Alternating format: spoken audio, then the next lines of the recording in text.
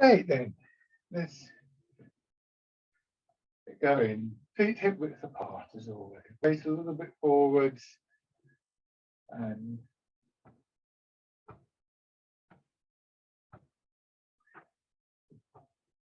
you're new to this or watching on YouTube, as always, I always say to people, go nice and easy and gently. Don't force anything. People more regular, just bring to mind anything that has worked for you recently that I've said, ideas, images.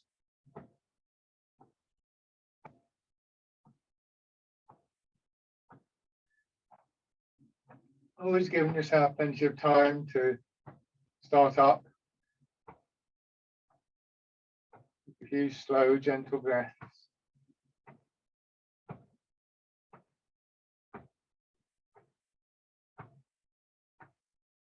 Just giving yourself a chance to build up a sort of general picture in your mind's eye of your posture, your movements.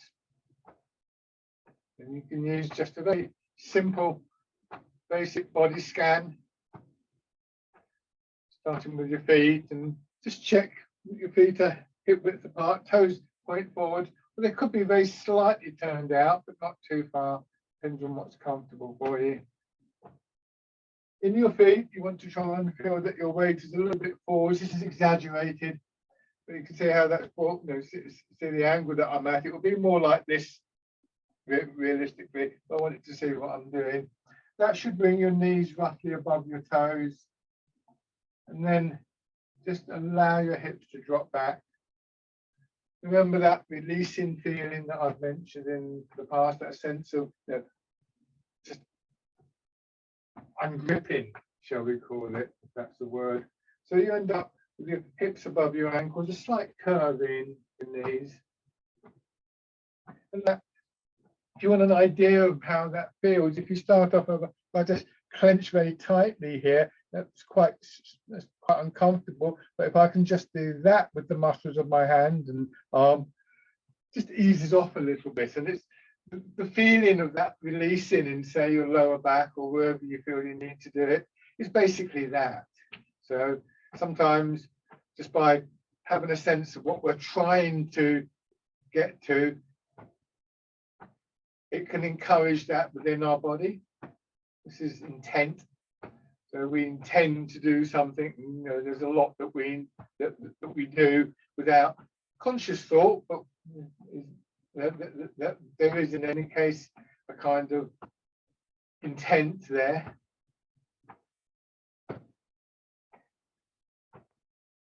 Beginning to get the feeling of turning from the middle of your body. It's very, very common for us to start up like this, just the arms, what we see is the arms. In a way, that's a very good example of that intent that sort of unconscious intent that I was talking about. That we see somebody doing time, starting up, you see me, and you see my arms moving. You think, oh, I'm with my arms. It's not, think it, you just assume that that's what we should be doing. But in fact, it's a turn from the center of the body here. And this isn't just for people who've not done this before. I think this is quite natural for us to copy what we immediately see. And the most visible part of what we're doing is always going to be in our arms. But the arms should come at the end of the process, not at the beginning.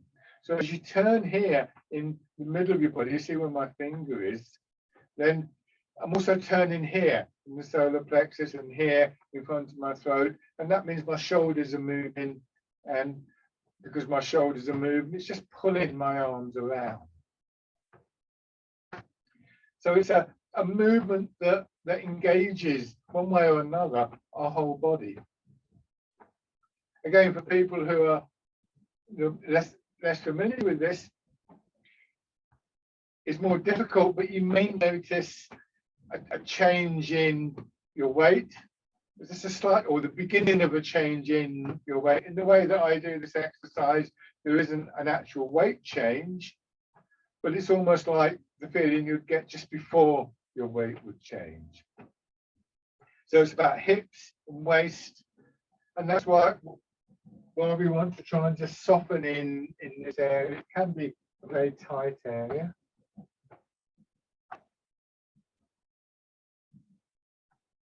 Try not to twist your knees around like this. There'll almost certainly be a little bit of movement in the knees, but the basic principle is you keep your knees pointed as much as possible in line with your toes.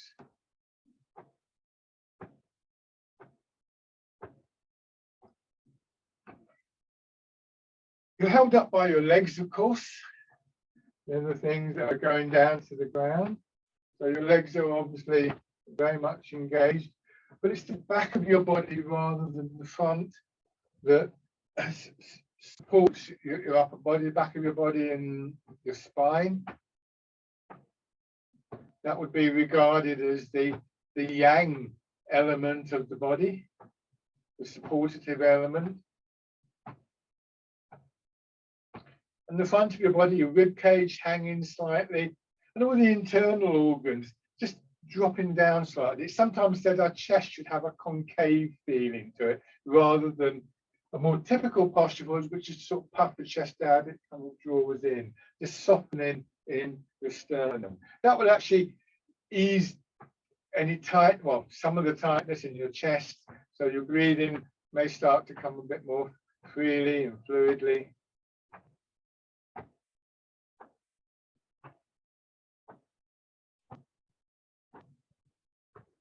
Structurally, we're very similar to a cat or a dog or any kind of other mammal, and all mammals, including our closest relatives like the great apes, spend a lot of time horizontal or crouched down or crouched forwards, this sort of thing. So in fact, our spines and our back are more likely to have evolved until fairly recent times to have the internal organs and the chest, the rib cage hanging from them rather than being held up by them.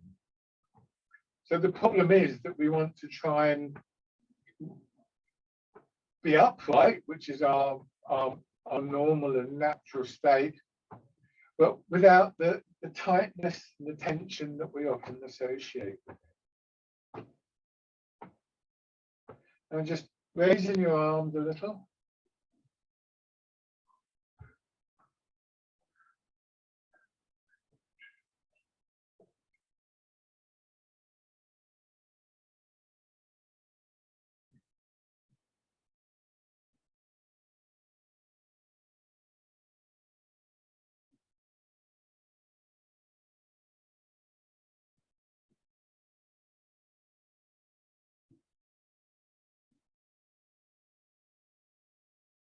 Good, and then just dropping your hands down. So in theory, this posture is a very good one for but in practice, of course, it does take time for this adjustment to take place. Let me just show you something. I'm going to grab a pole. Show you. So if you can imagine this as being sort of like the spine here, or maybe an imaginary center line in your body. If I'm leaning forwards like this, and I simply pull my shoulders back, you can see what it's done now to my back. It's made it really tight, my chest puffed out, and quite tight as well. But it's a pole, so if it's leaning forwards, I have the option on trying to lift up from there, which is where my head would be, or I can just push down there and it comes up a bit like a seesaw. So if I can just show here, there you can see the end of the pole is sticking out behind me. If I can drop my hips back, if I can let gravity pull my hips back, then in theory this is possible. It's possible to come up very softly without having to strain or to struggle, and using the pull of gravity, the thing that was pulling me forward, to actually bring me to the upright position. So to help you with that, This is a really good thing to go over for everybody. I think it's one of the most important elements in Tai Chi. Just rolling your weight forwards and backwards in the feet. Again, I'm exaggerating slightly. I'm going a little bit too far. You see me sort of stumbling there. The idea is initially to just find how far you can move without that gripping feeling. And in practice, you'll find that will be just behind, from roughly speaking, from just behind the ball of your foot to about the front part of your heel, give or take a millimetre or two. So there's also the possibility of finding a place where a kind of neutral position. In theory, I could get a pencil and I could bounce it on my fingertip and it would be perfectly upright. In practice, it's a lot more difficult, but the theory is fairly straightforward. So somewhere between this sort of position and this, there's a midpoint, shall we call it, or a point of equilibrium. So some of you will have an idea of where that is, but even so, you might not be actually there. It depends, what's going on with your body today. If there's a bit of stiffness in your shoulders, for instance, that can make a difference. But get to that point and you're leaning forward slightly, and it's just this sitting back in your hips that brings your head upright. It's a very simple change, but it requires a softening of your knees. You don't want your knees to carry the weight, and that will mean that these thigh muscles here, particularly the quadriceps, but all the muscles of your legs really will need to tone up to condition. It will also mean that the muscles here need to just soften a little bit to allow your pelvis to adjust. And you don't want to pull your belly in, because that will also throw your pelvis out. So pelvis is more or less level to the floor, and your pelvis is level to the floor. There's more likelihood that your shoulders will also be level, and your head sits on top of your spine.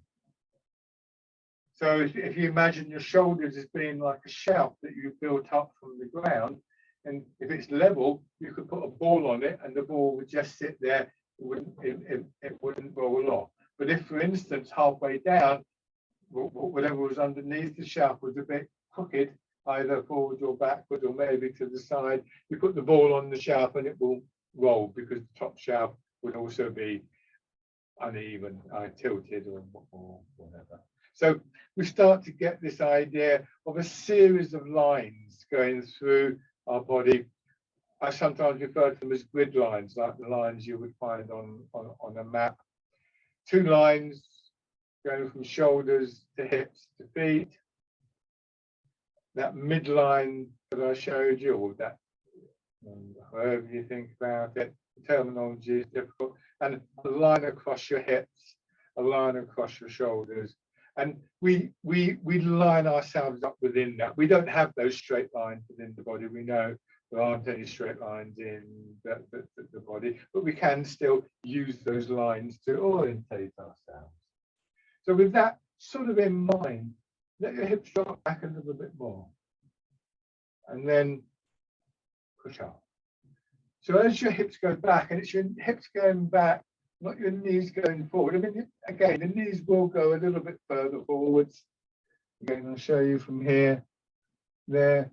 I get into position and I drop back. But what I don't want is this. And one of the reasons I say knees in line with the balls of your feet is that gives us a little bit of leeway. Sometimes it said knees in line with toes here, but the problem there would be as soon as I do this, my knees are now overextended. Again, don't be rigid about this. Don't force your knees to stay in position. There will be a little bit of movement there, but what you're wanting to avoid is this. The camera angle is a bit odd for that. So you're sinking down, And you feel the pressure build in your legs, and then before it becomes unbearable, you push up a little bit, and then gravity takes over and pulls you down, almost like you're on a trampoline, bouncing up and down. So the upward movement pushes your body up. You feel a sense of expansion upwards and downwards. You may want to try every now and then, don't do it every time, but when you push up, just see how it feels to take a breath in. Try not to strain in the chest. Let the out breath come in its own time. Bring your hands around as though you're cradling a ball and pushing up, expanding, and then turn your hands over as though they're pressing down on the ball and contracting. Easy and gently. So the sinking down, the rooting down, the dropping of your center of gravity loads your legs, prepares your body for the upward movement. See if you can follow the movement. So as I push up, my hips push up into my back, and pelvis pushes into the spine.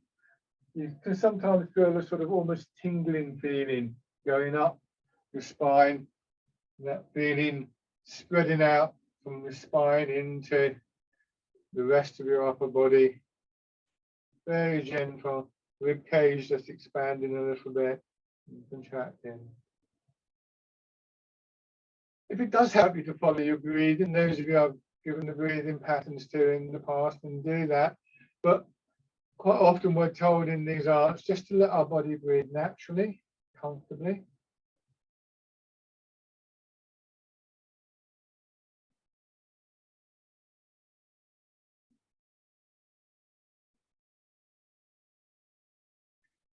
So you can just let your body settle into a nice steady rhythm.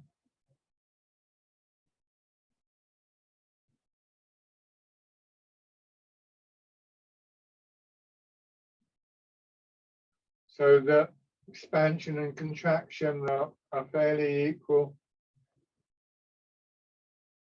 And going back to that feeling of releasing that I was talking about, remember, you know, the clenched fist as opposed to the open hand. So we're looking for the opening quality. You're more likely to begin with to find that quality as you sink down. And that's, you know, you may find that your legs tighten up if you're not used to this, but there's also other areas of the body, particularly, as I said, lower back, but maybe shoulders, chest. And just trying to feel that it's one movement. We want to develop and encourage a sort of holistic view of the body. Sometimes we might break movements down and look for you know, what's happening in a particular area. But the aim, if you like, the overall intent is to get this sense of our whole body moving as one unit, body and mind, in fact, working as one unit. One of the old writings in Tai Chi uses the phrase that when one part of your body is in motion, the whole body is in motion. Not literally true, of course, but what you may find is as you sink back, there's a bit of a response in your feet and your calves and so on. So just keep aware of those changes of sensations in your body.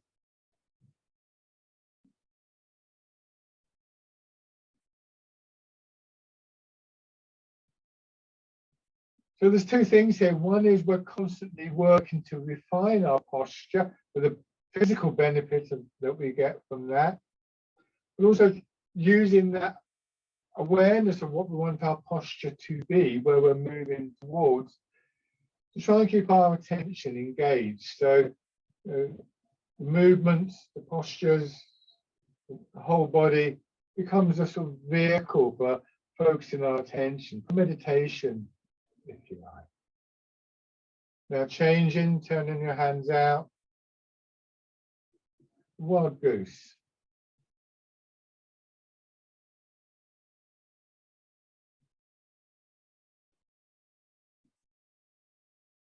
So this or any of the other images that we use carry any meaning for you. They can evoke a quality, maybe sort of like some kind of sense of this is what I'm doing. But of course, we don't want to get distracted by those images. We're not birds. We're not trying to pretend that we're birds. But perhaps the image of a bird in flight carries some kind of almost emotive quality. You think of some kind of David Attenborough type documentary, the eagle soaring through the air or something like that. This is a feeling that we want to try and just sort of bring into the movement. If it's a good feeling, but if it's not, then just leave it. And then heart in the clouds.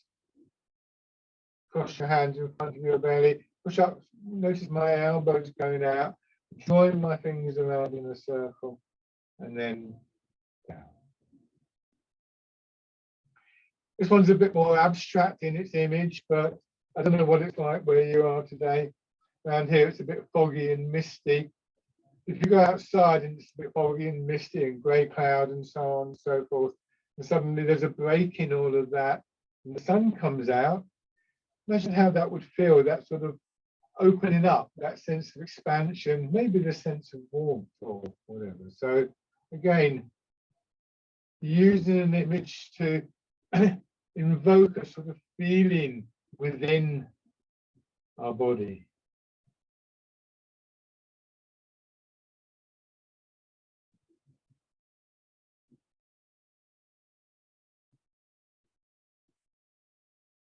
One more of these.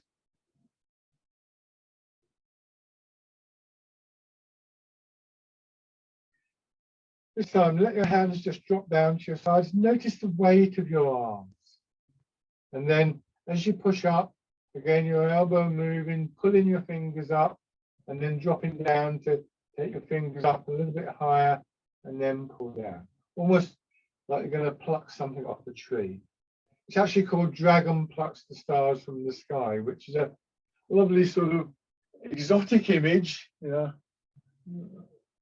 you like to think of it like that. But not necessarily very practical. But if you watch, and I'm going to go a little bit lower, I wrap my fingers around gently, and I rotate, and I pull down. Same thing here. So imagine you're picking something like a soft fruit, like a peach off a tree. Don't grip tightly, and just pull down.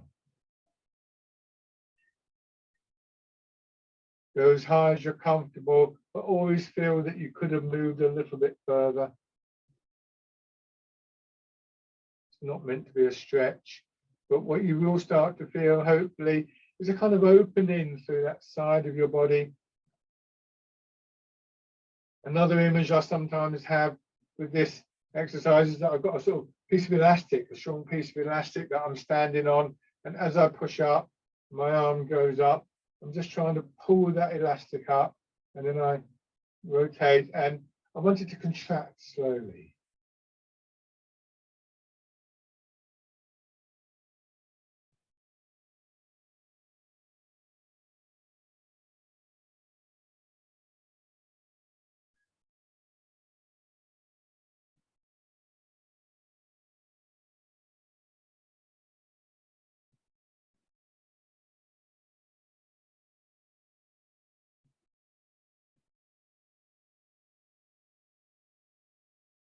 One more time. Now both hands together, they come down to your side, to either side of your hip, and coming in front, coming up a little bit, just a little above your head, not too far, palms up and down. And then we won't do the middle sections for this to begin with, but pushing out to the side, again, as much as possible, palms pressing out. And again, almost like you're stretching out the elastic band. Your hips are just dropping back at this point. You're not going up and down. And notice that my hands are slightly in front of my body. Again, looking at our basic structure as mammals, spend a lot of time horizontal. this is what you would expect, that your hands are slightly in front of, or if you were horizontal, below the shoulders. If we pull them back, again, we're tightening the chest and our upper back.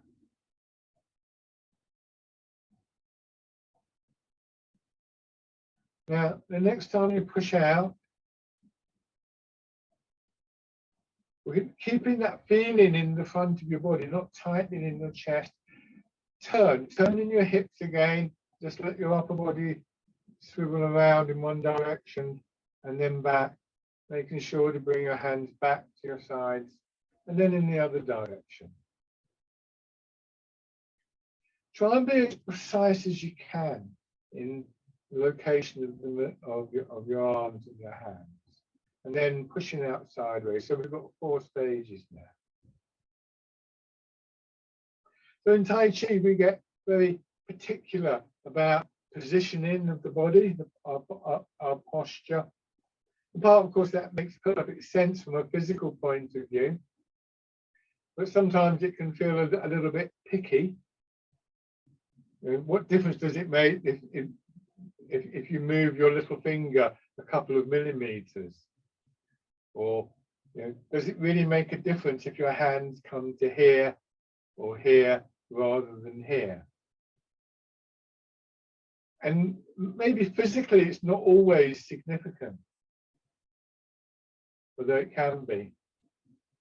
But in terms of our attention, our awareness of what we're doing, that focusing of our attention, that is the thing that leads to that sense of a very deep calmness. It's really important to refine the movements as much as possible. And I think that's possibly even more important to get into that detail for experienced people than it is for newer people. Otherwise, the movements can become a bit hypnotic and soporific.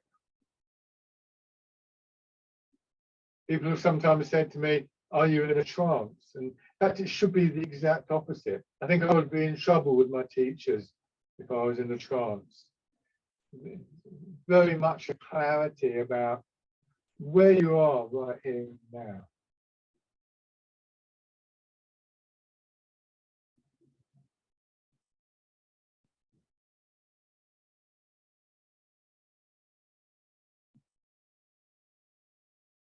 Last time. So now letting your hands come back to your hips and then all the way down again. Feel the weight of your arms. Feel the expansion, pushing one arm out, palm outwards as much as possible, and straight down the center line of your body. Again, an opening, almost a kind of gentle pulling between your shoulder and your hip, and maybe between the outside of your hip and the outside of your ankle bone.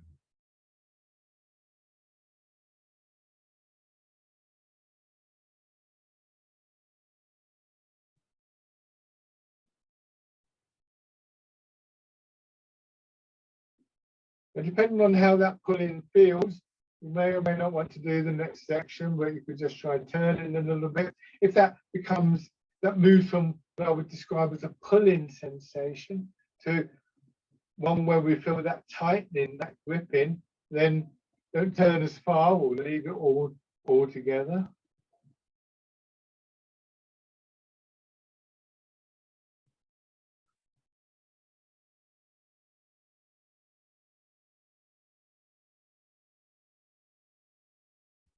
Switching sides. So we obviously want to move as far as possible, but we don't want to get to a point where we're tightening up. We go to 80% of the full movement. And that's because we want to maintain a sense of spaciousness within our body for movement. The external movements are reflected by internal movements, flow of the blood, flow of the energy. Blood that takes the oxygen to your tissues and so on and so forth. And then again, if it's comfortable, add in the turn. And when we tighten up. It may be good for stretching, by the way. I'm not saying it should never be done, but we're trying to sustain that internal flow, to encourage and to cultivate it.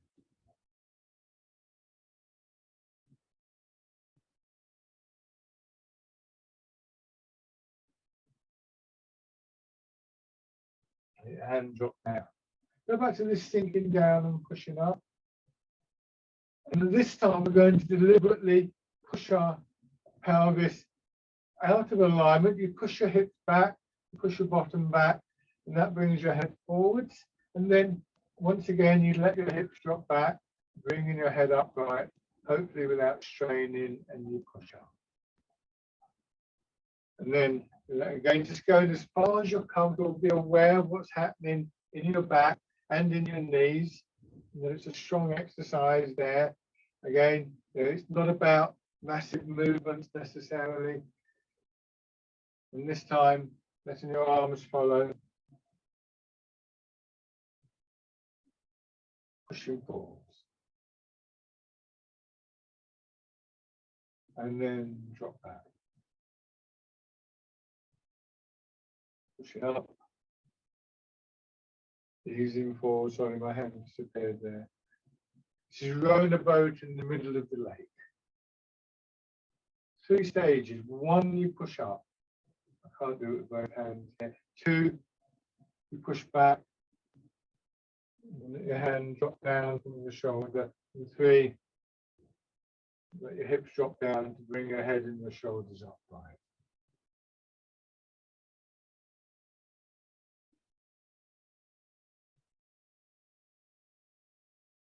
One more time. The next movement will use the same qualities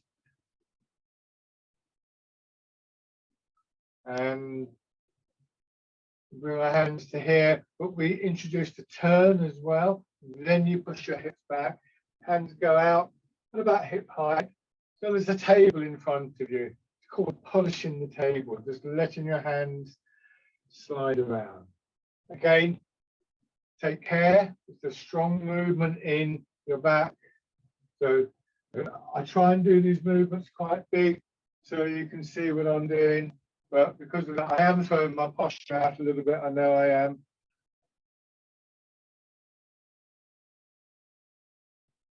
It's nice and easy. The movement should feel comfortable.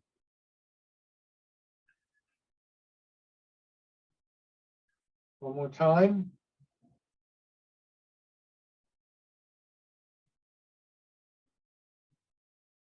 Good. And then just let your hands drop down and swing around.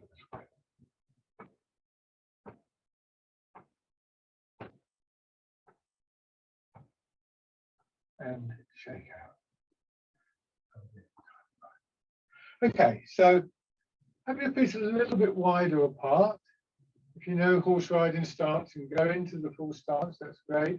And just moving your weight from side to side. It's only a small weight shift. You're only transferring your weight to about 60% of the full move of your full weight. So it's 10% of your weight movement. It's not far. Feet are turned out slightly normally in this stance. Go across into your left, so mirror my movements, turning towards your left as you do, and then back the other way. And then with your left hand, palm up here in front of your belly, let that movement, bring your left hand across and just raise up a little bit, parting the wild horse's mane. Coming back and turning.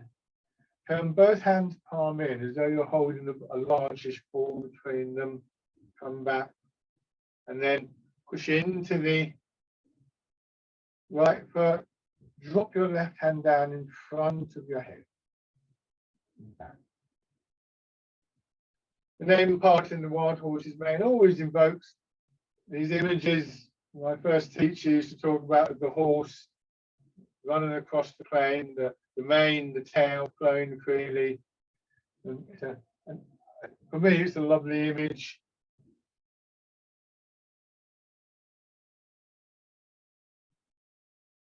A little bit more complicated, but if you're not sure about the movement, Notice the stages, the flow will come. So you're in your right leg here. 1, you move into your left hand swinging out to about shoulder height. 2, you just come back, your hands do nothing here until the end where they turn and hold the ball. 3, you move back into your left foot. And 4, you turn your body, preparing for the next stage. You go back to 1 and 2, hold the ball, 3 and 4, and then 1 again.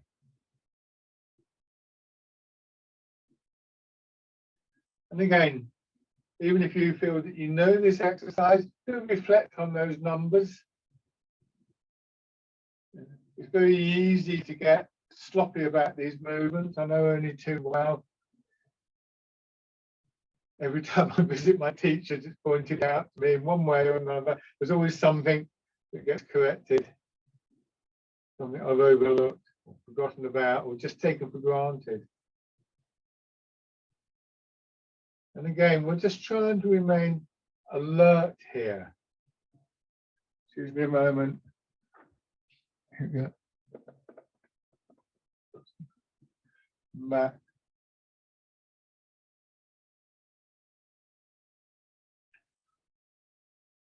This time, a little bit more complicated. Go into your left, and this time, just let your right arm swing towards your left elbow. Turn the hand palm in. Now, come back like you're pulling your fingers out of mud. Yeah. Come over and back. Turn your hands palm in so they're holding the small ball and push back into your left. Now, come over into your right. Drop your right hand down, come back into your left, holding the ball with your left hand on top. Start with this part of Wild Horse's main movement, and then just let your chest soften, contract slightly, and that brings the hand in. Drop your right elbow down, pull back, come up slightly and down, turn the hand palm in, and there's the small ball or the fruit between your hands. This is called white ape. Offers fruit, and the fruit would be the peach. So try not to make that too big a posture when you come to hold the ball. Keep this left hand in position, move back from it, turn your hands palm in, bring the left hand in slightly and push forwards. Come back. What you don't want to do is to pull the arm back at that stage. So here, you notice where my hand is. I don't do this. I come back here and I move my whole body back. That was a bit exaggerated. I'm only really coming back about sort of halfway. It's not a big move. Again, I'm exaggerating here. Back here. Just a little move, quite a subtle movement back.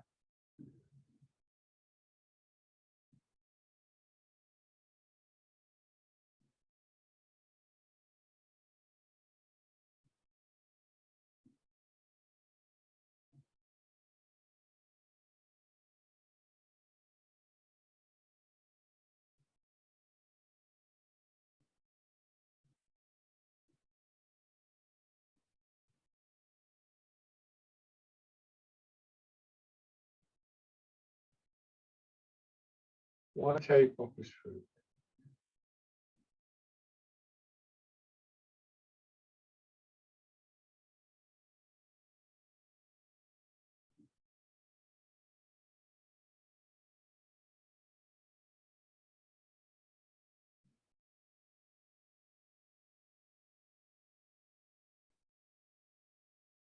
I come a bit closer, might lose my feet a little bit, but here, notice how the body turns. I turn to your left, but now I turn to the front again a little bit. I'm exaggerated. Now as I go back, once again, I turn to the left to line up here and I push through. I come over, I come back. Again here, again, I'm exaggerating those turns. It's a lot more subtle than this. My hands disappeared, of course. There, it's this movement that brings the hand in. I come back to here and I turn and then press forwards.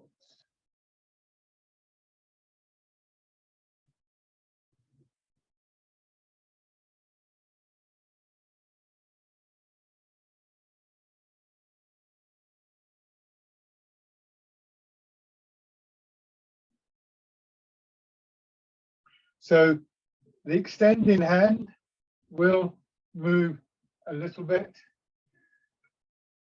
But what we want to try and think is here, it's almost again, like you're pulling a bit of elastic back from that hand. So don't let it come all the way over. Just let the space open up a little bit.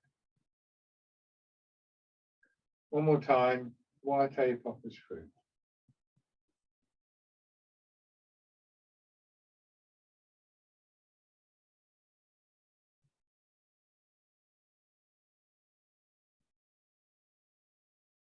Good, and shake out.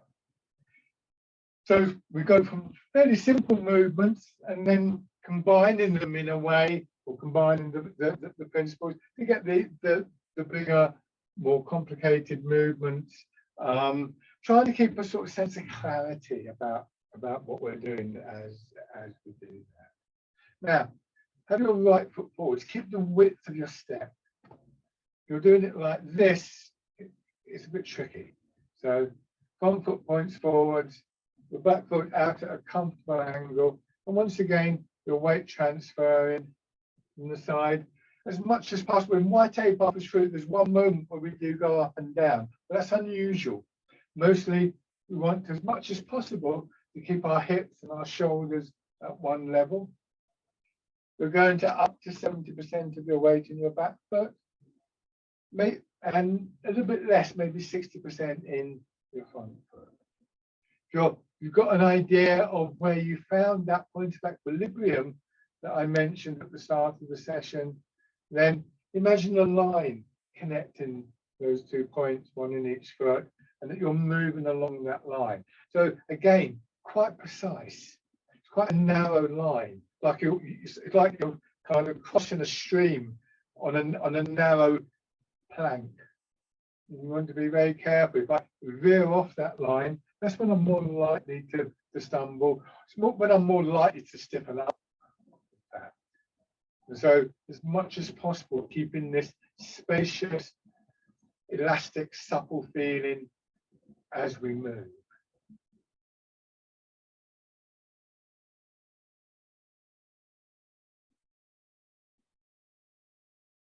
Sink back.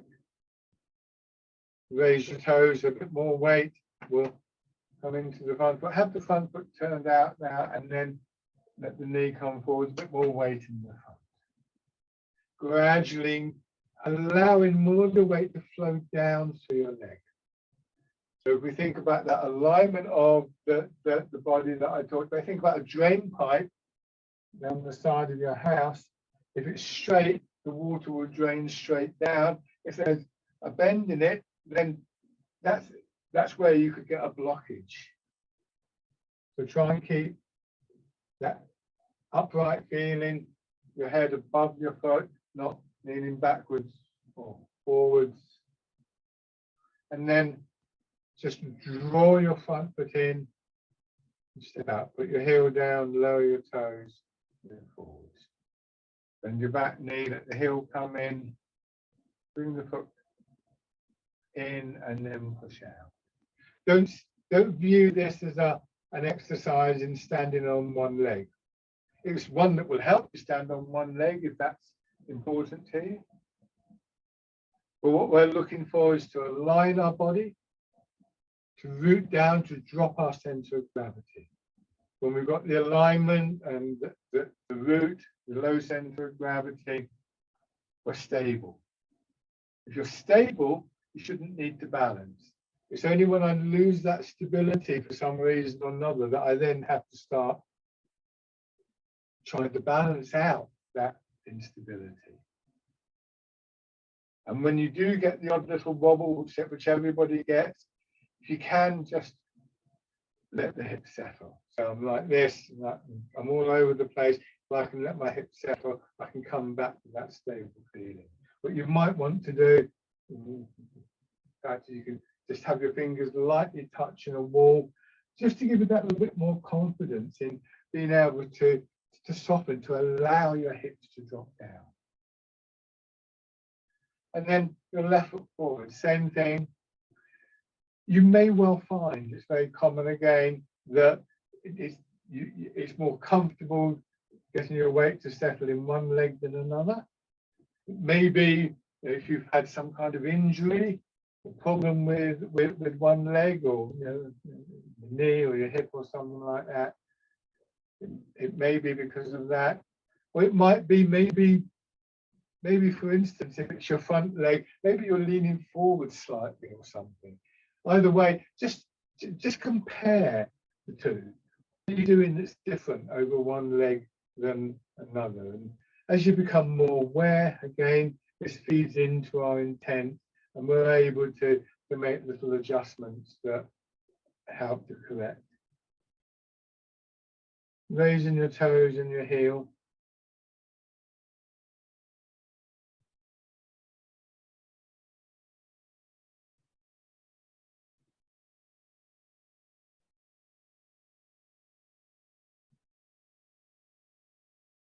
Stepping in. The length of the step is one that allows you to comfortably get your whole foot on the ground before you commit your weight, like you're walking on thin ice.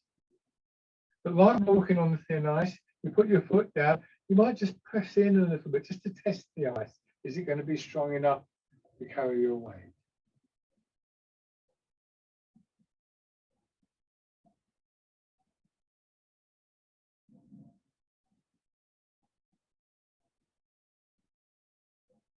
And then step through, whichever direction is comfortable.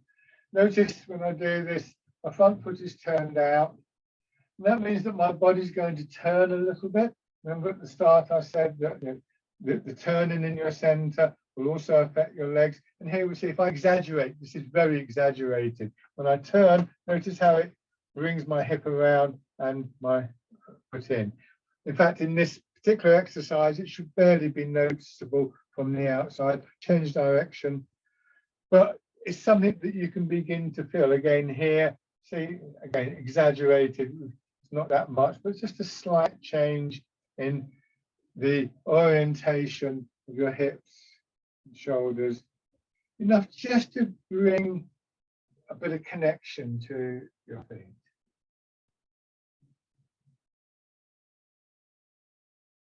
Good, and shake out. Now, have your right foot forwards. I'm going to start with the exercise, pigeon spreads its wings. Hold your hands over your belly as much as you're comfortable with, facing forwards, and then you push forwards, and as you push forwards, that pushes your hands out, and your elbows separate, and that draws your hands apart. And then back. So it's like a wave that starts in your back foot, pushing you forwards, coming out. You imagine the wave, if you like, coming out through your belly, pushing your arms out, sinking down in the front foot, and then drawing back. And again, pigeon spreads its wings. This is another exercise that you may find your breathing is comfortable with. If it is, just see how it feels to take an in-breath when you go forwards like this. Feel that opening in the front of your body.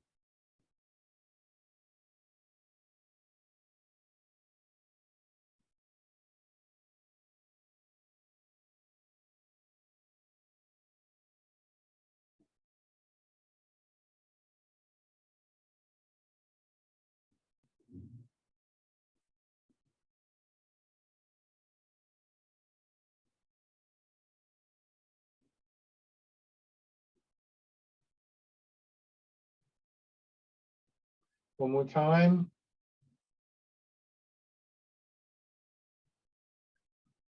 When you come back this time, let your hands drop down again. Feel the weight of your arms. And when you push forward, you pull them through and then let them swing out. Just fisherman cast the net. Again, that wave-like movement through your body.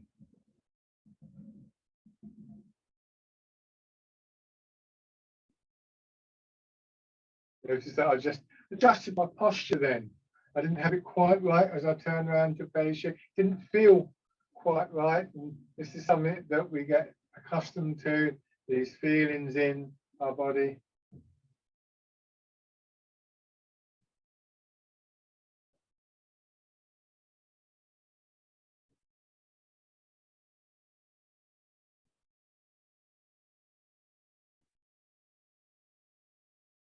And then this time, as you sink back, turning.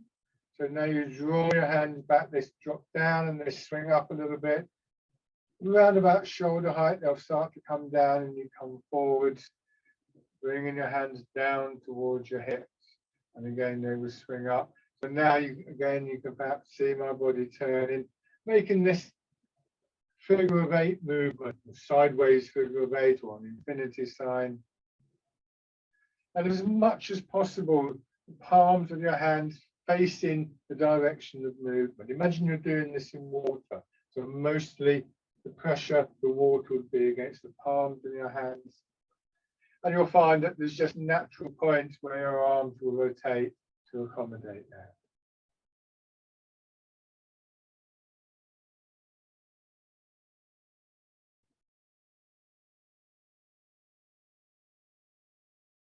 Remember, nothing should be tight, nothing should be strained. Be aware of the feeling within your body that you're trying to maintain. Let that become part of your intent in all exercises. One more time, going forwards.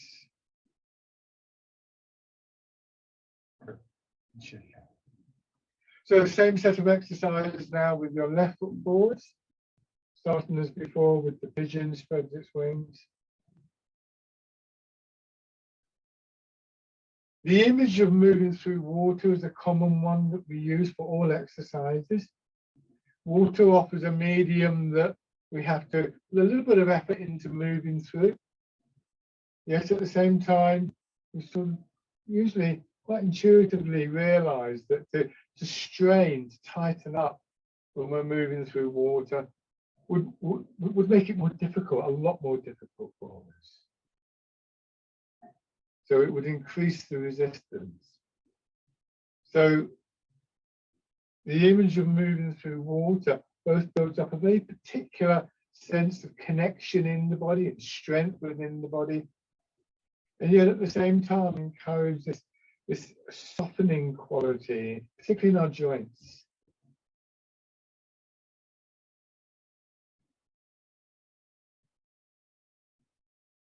One more time. Change into fisherman cast the net.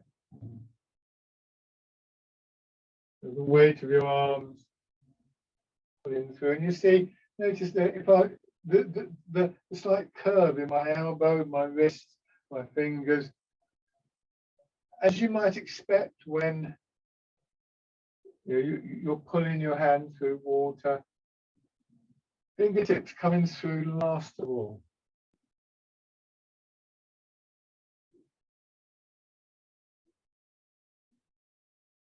Fisherman cast the net.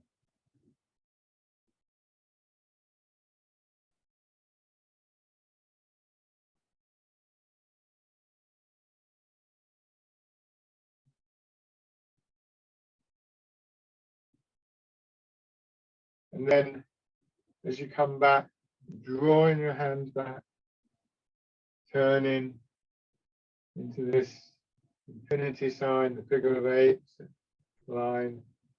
Two circles basically, just letting your hands swing from your shoulders. Your hands stay about the same distance apart, like they're loosely tied together.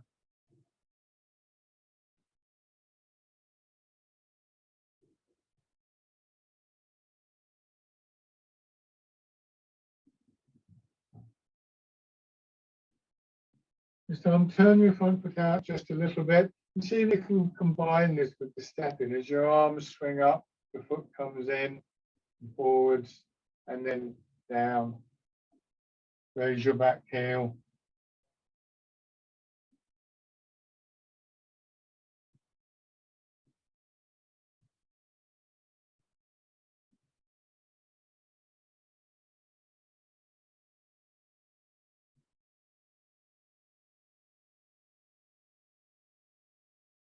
And then back the other way.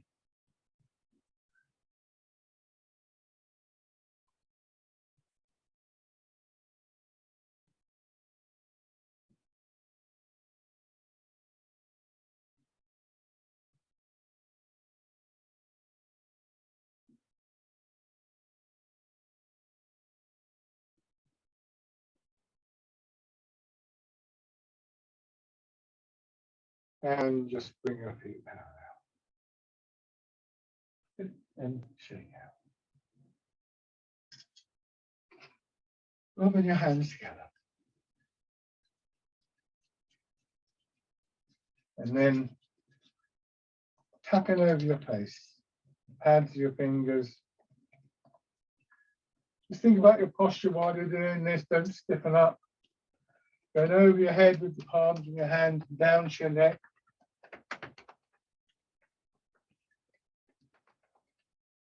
Down to one shoulder. I normally use the palm of my hand or the fist, depending on what I feel is appropriate. Down the inside of your arm, up the outside. You don't have to do it in this order, by the way. So if you do this one at home, yeah, whatever feels right, whatever you can remember. On the other side. And then with your hands loosely fisted, just covering as much of your back as you're comfortable with. Maybe just do one hand and swap over occasionally if that's better for you. And then around your hips. Next, you can help to take some of that kind of aching, stinging feeling out of the muscle of your legs. You could exercise for the circulation, belly, and the upper part of the chest.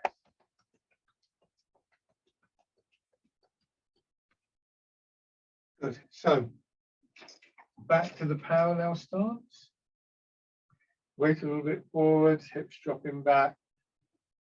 Sink back a little bit. Embrace tiger, return to mountain. I like to think of the tiger representing just our everyday life with all its complexities and ups and downs. The mountain represents this sort of still, quiet, strong quality so characteristic of Tai Chi.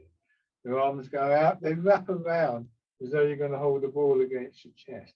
And drawing in, turn your hands palm down and sink down. And once again, it's that final sinking down where maybe we just get that extra sense of releasing. You want to combine it with your breathing, try taking a breath in here and a sort of releasing, sighing breath as you drop down.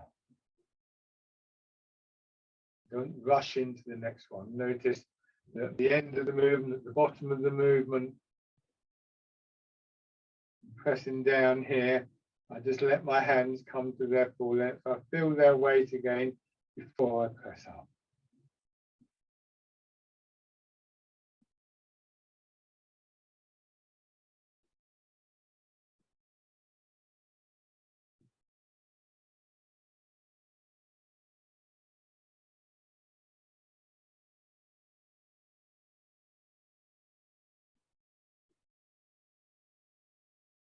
And then let your hands come down.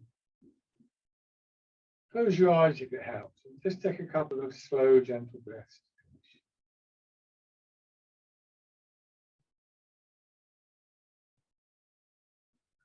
And shake out. Thank you very much, everybody. So